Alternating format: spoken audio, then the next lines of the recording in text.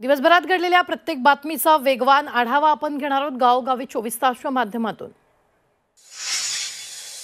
शरद पवारांनी इंदापूरच्या सभेत मोठं विधान केले। 14 तारखेला फलटणला कार्यक्रम आहे, जो कार्यक्रम इथे तोच कार्यक्रम तिथे होणार असल्याचं शरद पवार म्हणाले। रामराजे नाईक निंबाळकर यांच्या पक्षप्रवेशाचे संकेत शरद पवारांनी इंदापुरात दिले। त्यामुळे हर्षवर्धन पाटलांनंतर रामराजे निंबाळकरांचा शरद पवारांच्या पक्षात प्रवेश होणार असल्याचे संकेत पवारांनी दिले।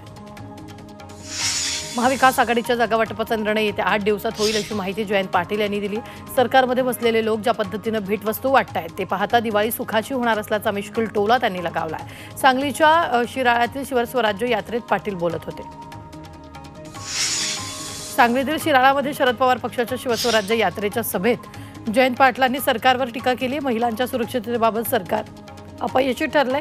महाविकास आघाडीचं सरकार सत्तेत आल्यावर महिलांच्या केसालाही धक्का लागणार नाही असं जयंत पाटील म्हणाले। पिंपरी चिंचवडमध्ये राहुल कलाटे यांना महाविकास आघाडीकडून उमेदवारी मिळेल अशी अपेक्षा आहे। यासाठी खासदार अमोल कोल्हे आग्रही असल्याचं बोललं जाते। मात्र याबाबत कलाटेंनी स्पष्ट बोलण्यास नकार दिला। नांदेडमध्ये दिवंगत खासदारांच्या शोकसभा बॅनरवरून माजी खासदार खदगावकर यांचा फोटो गायब असल्याचं दिसून आले। त्यामुळे खदगावकर आणि त्यांच्या सून मिनल खदगावकर शोकसभेला अनुपस्थित होते। खदगावकरांनी भाजपला सोडचिठ्ठी देत काँग्रेसमध्ये घरवापसी केली। मात्र खदगावकरांना काँग्रेसमधूनच विरोध होत असल्याचं दिसून येत आहे। शिवसेनेसाठी अनेक मराठी लोकांनी आपलं रक्त सांडलं। अनेक शिवसैनिकांच्या पत्नीचे कुंकू पुसलं गेलेत। मात्र त्यांची माहिती उद्धव ठाकरेंना नसल्याची टीका रामदास कदमांनी केली। कोकणी माणसांनी शिवसेना वाढवली, मात्र त्याच कोकणातील नेतृत्व संपवण्याचं काम उद्धव ठाकरेंनी केल्याचा आरोप रामदास कदमांनी केला। नरहरी झिरवाळांचा मुलगा गोकुळ झिरवाळ दिंडोरीतून तुतारीवर निवडणूक लढण्यास इच्छुक आहे। ते आज पुण्यात राष्ट्रवादी शरद पवार पक्षाला मुलाखत देणार आहेत। जयंत पाटील त्यांची मुलाखत घेतील। कौटुंबिक आणि राजकीय वाटचाल वेगवेगळी असल्याचं गोकुळ झिरवाळांनी स्पष्ट केले।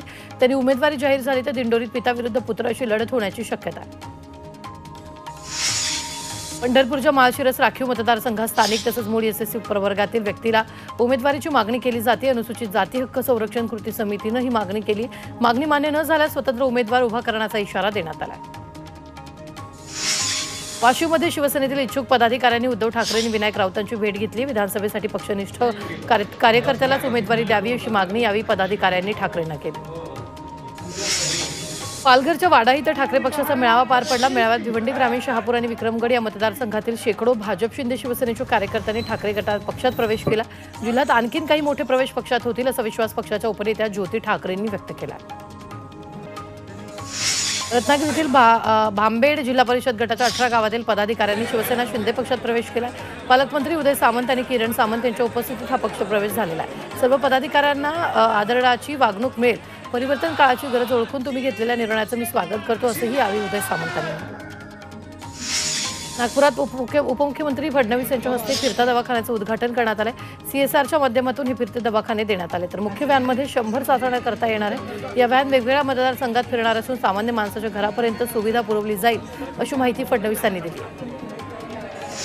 नागपुरातील बुटीबुरी एमआयडीसी परिसरात अवाडा इलेक्ट्रो प्रायव्हेट लिमिटेडच्या सोलर पॅनल, सोलर सेल आणि अपारंपरिक ऊर्जा क्षेत्रातील इतर यंत्रसामग्री तयार करणाऱ्या कारखान्यांचं भूमिपूजन पार पडलं। उपमुख्यमंत्री देवेंद्र फडणवीस यांच्या हस्ते हे भूमिपूजन झालं। यावेळी राष्ट्रीय स्वयंसेवक संघाचे ज्येष्ठ स्वयंसेवक सुरेश सोनीही उपस्थित होते। कास फिरायला आलेल्या पर्यटकांना साताऱ्यातील विद्यार्थ्यांसह नागरिकांनी कचरा न करण्याची विनंती केली। हरित सातारा ग्रुपनं ही मोहीम राबवली। हातात फलक घेत कास बघायला येणाऱ्या पर्यटकांना कचरा न करण्याचं आवाहन यावेळी करण्यात आलं।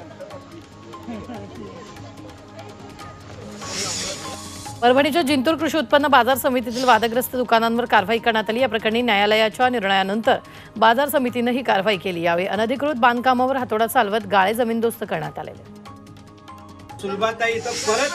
उल्हासनगर शहरातील अनेक भागात वारंवार वीज पुरवठा खंडित होत असल्यानं संतापलेल्या भाजप कार्यकर्त्यांनी महावितरणच्या अधिकाऱ्यांना घेराव घातला। नवीन मीटरसाठी नागरिकांना हेलपाटे मारावे लागतात। अधिकारी कार्यालयात गेल्यानंतर उद्धटपणे बोलतात या संबंधीची तक्रार आल्यानं भाजप कार्यकर्त्यांनी याबाबत अधिकाऱ्यांना जाब विचारला।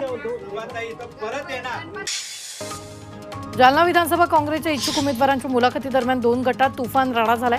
जालन्याच्या पाठक मंगल कार्यालयामध्ये धुळ्याच्या खासदार डॉक्टर शोभा बच्चाव या इच्छुक उमेदवारांच्या मुलाखती घेणार होते। यावेळी पाठक मंगल कार्यालय इथं आमदार कैलास गोरंट्याल यांनी आपलं शक्ती प्रदर्शन करून आपल्या कार्यकर्त्यांसह मोठ्या संख्येने उपस्थिती लावली। यावेळी अब्दुल हाफिज समर्थकांसह पाठक मंगल कार्यालयात येताच स्टेजवर आमदार गोरंट्याल यांचे समर्थक आणि अब्दुल हाफिज यांचे समर्थक आमने सामने भिडले। यामध्ये दोन्ही गटातील काँग्रेस कार्यकर्त्यांनी एकमेकांना धक्काबुक्की केल्याचं पाहायला मिळालं।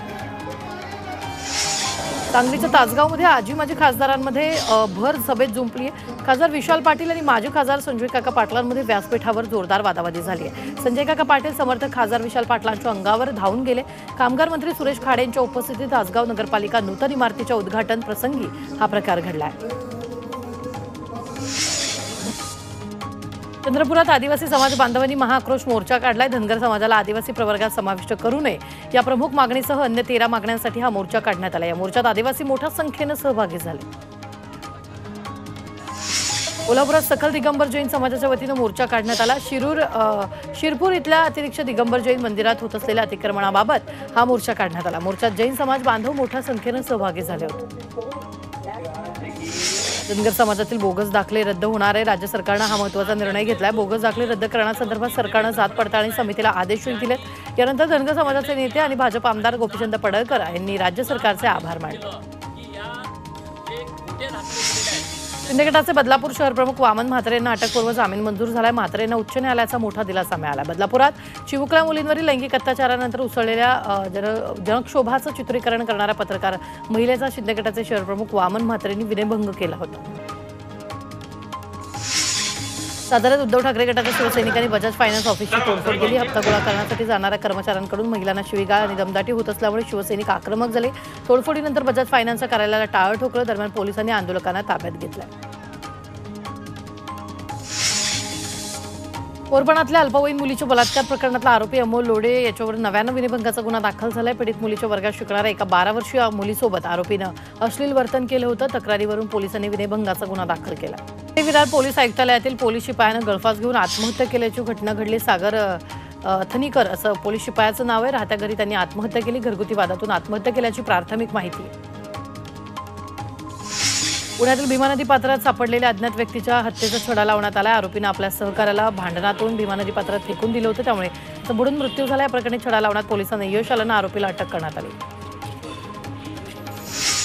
पिंपरीत सराईत वाहन चोराला अटक करण्यात आली। पिंपरी चिंचवड पोलीस आयुक्तालयाच्या गुन्हे शाखा युनिट 2 ही कारवाई केली।